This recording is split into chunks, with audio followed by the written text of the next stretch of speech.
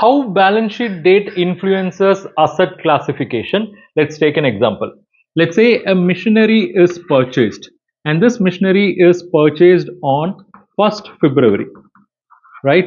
And balance sheet date is 31st March.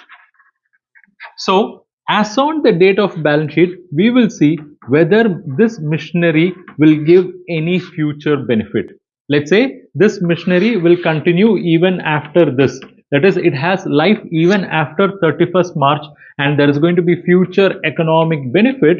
Then on 31st March, this machinery will be classified as an asset. But on the other side, let's say when we do this testing on 31st March, if it is found that there is no value, no future economic benefit out of this machinery, then in that case, this machinery will not be classified as an asset, rather it will be considered as an expense and it will be charged to profit and loss account.